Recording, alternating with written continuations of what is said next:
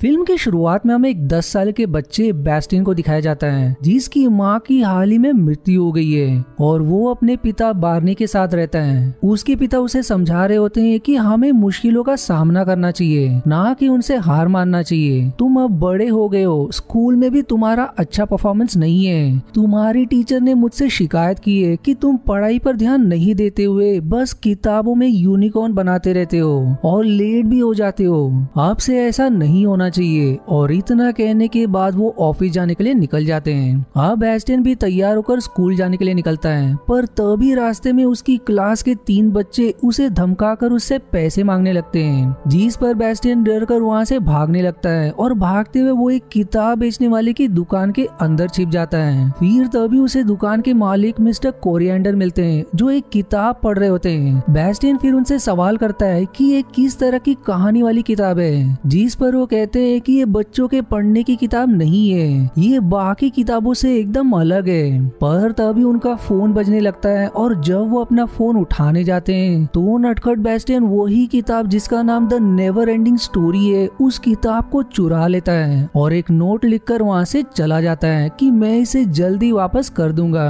Bastion अब वहाँ से अपने स्कूल आता है जहाँ मैथ्स के एग्जाम चल रहे होते हैं। एग्जाम के डर से वो क्लास में जाने के बजाय स्कूल की एटिक में जाकर उस किताब को पढ़ना शुरू करता है। अब जैसे जैसे बेस्टियन कहानी पढ़ रहा होता है वैसे वैसे हमें वही सारे सीन दिखाए जाते हैं जो किताब में लिखे हैं, जहां हम एक जादुई आइलैंड फैंटेशिया को देखते हैं। उस आइलैंड पर इंसान, रहस्यमय जानवर और इंसान जैसे दिखाई देने वाले क्रीचर सभी एक साथ रहते हैं। जिसके बाद हम जंगल में टीनी और नाइट ऑफ नाम के 2 आदमियों को देखते हैं। टीनी के पास सवारी करने के लिए बहुत ही तेज रफ्तार से भागने वाली स्नेल होता है और नाइट ऑफ के पास एक चमगादड़। फिर तभी वहाँ एक बहुत ही बड़ा पत्थर से बना क्रीचर रॉक बाइटर अपनी साइकिल पर सवार होकर आता है, जिससे सभी डर जाते हैं। पर वो कहता है कि घबराओ मत, मैं तुम्हें चोट नहीं पहुंचाऊंगा। दरअसल जहाँ मैं रहता था वहाँ अब सब कुछ बर्बाद हो गया है, इसलिए मुझे यहाँ आना पड़ा। जिस पर फिर नाइट ऑफ कहता है कि यहाँ का भी यही हाल है। दरअसल फैंटेशिया आइलैंड को एक शैतानी फोर्स कॉल्ड नथिंग बर्बाद कर रही है, जिससे सभी बहुत परेशान हैं। इस पर नाइट ऑफ कहता है कि हमें तुरंत रानी के पास जाना होगा, वही हमारी आखिरी उम्मीद है। इसलिए अब सभी रानी के महल के लिए निकलते हैं जो एक बच्ची है। वहां पहुंचने पर रानी का सेवक कैरन सभी क्रीचर से कह रहा होता है कि मुझे पता है कि आप रानी से मदद मांगने आए हो, लेकिन वो कुछ नहीं कर सकती, वो बहुत बीमार है। यदि उनका इलाज नहीं हुआ तो वो बेचारी मर जाएंगी और उनकी औषधि सिर्फ एक योद्धा आत्रेयु ला सकता है। जिसके बाद आत्रेयु को महल में बुलाया जाता है जो एक बच्चा होता है, जिसे देख सभी हैरान हो जाते हैं कि ये बच्चा योद्धा कैसे हो सकता है। पर कैरन आत्रेयु को एक लॉकेट देकर कहता है कि ये लॉकेट तुम्हारी रक्षा करेगा और तुम्हें रास्ता दिखाएगा। और ये वही लॉकेट होता है जिसका लोगो उस किताब के कवर पेज पर बना है जिसे बेस्टियन पढ़ रहा है। अब आत्रेयु अपने घोड़े पर सवार होकर औषधि लाने के लिए निकल जाता है, पर कुछ दिन सफर करने के बाद भी उसे औषधि का कुछ पता नहीं चलता। इसलिए फिर वो जंगल में रह रहे एक कछुए जिसके पास ज्ञान का पिटारा होता है उसके पास जाने के लिए निकलता है कि शायद वो उसे औषधि के बारे में बता सके। अब आगे बढ़ते हुए आत्रेयु अपने घोड़े के साथ दलदल में उतर जाता है, लेकिन कुछ दूर जाते ही घोड़े का पैर दलदल में फंस जाता है, जिससे वो आगे बढ़ नहीं पाता। वो उसे बाहर निकालने की बहुत कोशिश करता है, लेकिन अंत में वो असफल रहता है और बेचारा घोड़ा दलदल में डूब जाता है, जिसे देख आत्रेयु और बेस्टियन दोनों बहुत रोने लगते हैं। पर आत्रेयु हिम्मत करके फिर से आगे बढ़ना शुरू करता है, जिसके बाद वो एक छोटे आइलैंड पर आ जाता है, लेकिन उसे अब भी वो कछुआ कहीं दिखाई नहीं देता। इसलिए फिर वो उसे जोर जोर से आवाज लगाने लगता है और आवाज के कारण जिस आइलैंड पर आत्रेयु खड़ा था वो अब हिलने लगता है, जिससे वो सीधे नीचे गिर जाता है। पर फिर पता लगता है कि वो आइलैंड नहीं बल्कि उसी कछुए का कवच था, जिसके बाद वो कछुआ दलदल से ऊपर आ जाता है। आत्रेयु अब उसे बताता है कि फैंटेशिया की रानी बहुत बीमार है, मैं उनके लिए औषधि लाने के लिए निकला हूँ, क्या तुम बता सकते हो कि ये औषधि कहाँ मिलेंगे? जिस पर कछुआ कहता है कि मैंने हजारों साल से किसी से बात नहीं की, मैं बहुत अकेला पड़ गया हूँ और वहीं बीमार भी हूँ, इसलिए यदि सब कुछ बर्बाद भी हो जाए तो भी मुझे कोई फर्क नहीं पड़ेगा और ना ही मैं तुम्हें तुम्हें औषधि का पता बताऊंगा। पर आत्रेय के बहुत विनती करने पर वो उसे बस इतना बताता है कि तुम दक्षिण ओरेकल के पास जाओ, जो यहाँ से 10,000 माइल्स दूर है। अब ये सुनकर आत्रेय हैरान हो जाता है, क्योंकि इतनी दूर वो भी अकेले सफर करना बहुत मुश्किल है। पर फिर भी वो हिम्मत हार के आगे बढ़ने लगता है। लेकिन इस बात से अनजान की एक खतरनाक भेड़िया उसके पीछे पड़ा है। वो बेचारा बेखबर होकर आगे बढ़ रहा होता है, पर जैसे ही भेड़िया उसे खाने के लिए उसके पास आता है, तभी आकाश से एक ड्रैगन नेम फैल्कोर आकर उसे बचा लेता है और अपने साथ आकाश में ले जाता है। लेकिन फिर आत्रेय बेहोश हो जाता है और जब उसे होश आता है तो वो अपने आप को फैल्कोर के पास देख एकदम डर जाता है। लेकिन फैल्कोर समझाता है कि मैं तुम्हें नहीं खाऊंगा, मैं तो तुम्हारा दोस्त हूँ और मैं तुम्हें दक्षिण ओरेकल के गेट तक ले आया हूँ, जहाँ तुम्हें जाना था। अब ये सुनकर आत्रेय एकदम खुश हो जाता है। फिर फैल्कोर उसे एक छोटी हाइट के कपल एंगीवुक और अर्ग से मिलवाता है, जिन्होंने आत्रेय की देखभाल की थी जब वो बेहोश था। आत्रेय फिर एंगीवुक से दक्षिण ओरेकल के गेट के बारे में पूछता है, जिस पर वो उसे एक दूरबीन से दिखाता है जहाँ 2 मूर्तियां होती है। यदि कोई बुरा इंसान या जिसके पास हिम्मत नहीं है वो उसे पार करने की कोशिश करे तो मूर्ति की आंख से अग्नि निकलकर उसे भस्म कर देगी। एंगीवुक ये भी बताता है कि अंदर एक और गेट है जो कांच का बना है, जिसमें देखने पर तुम्हें तुम्हारा असली रूप दिखाई देगा। इसलिए अब आत्रेय बिना टाइम वेस्ट किए उस गेट के पास आता है। लेकिन वो काफी ज्यादा डर भी रहा होता है और डर के कारण मूर्ति की आंख अब खुल जाती है और तभी उसमें से आग निकलने ही वाली होती है कि सही समय पर वो कूदकर गेट के अंदर चला जाता है, जिसे देख एंगीवुक भी खुश हो जाता है। अब आगे बढ़ते हुए वो उसी आईने के पास आ जाता है, जहाँ आईने में उसे अपने रिफ्लेक्शन की जगह बेस्टियन दिखाई देता है, जो दरअसल किताब पढ़ रहा था। अब ये देख वो हैरान हो जाता है। वहीं बेस्टियन को भी आभास हो जाता है कि आत्रेय ने उसे देखा, जिससे डरकर वो उस किताब को फेंक देता है।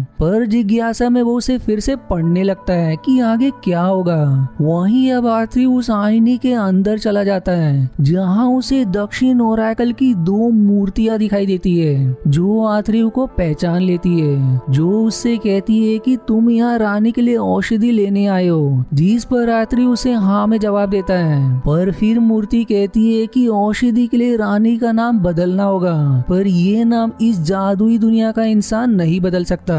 इसके लिए असली दुनिया के इंसान के बच्चे की जरूरत पड़ेगी, जो तुम्हें फैंटेशिया के आखिरी छोर पर बने पहाड़ों पे मिलेगा, जिसे तुम्हें ढूंढना होगा। इसलिए अब वो फॉल्कोर पर सवार होकर फैंटेशिया के छोर के लिए निकल जाता है। आत्रेय अब जैसे जैसे उस दुनिया के छोर तक पहुंच रहा होता है, वहाँ बहुत तेज तूफान उठने लगता है, जिस तूफान की चपेट में फॉल्कोर और आत्रेय भी आ जाते हैं, जिससे अंत में आत्रेय नीचे समुद्र में गिर जाता है। पर कुछ समय बाद वो अपने आप को समुद्र के किनारे पाता है, जहाँ सब कुछ वीरान होता है और दुर्भाग्य से उसका लॉकेट भी उसके पास नहीं होता, जिससे वो एकदम घबरा जाता है। लेकिन फिर भी वो हिम्मत नहीं हारता और आगे बढ़ने लगता है। अब थोड़ी दूर आने के बाद उसे रॉक बाइटर दिखाई देता है, जो काफी उदास होता है। वो उससे कहता है कि टीनी और नाइट हॉप को नथिंग ने मार दिया, पर आत्रेय उसे दिलासा देता है कि सब ठीक हो जाएगा, जिसके बाद वो वहाँ से आगे बढ़ जाता है। और फिर थोड़ी दूर जाने के बाद उसे दीवारों पर अब तक जो भी उसके साथ हुआ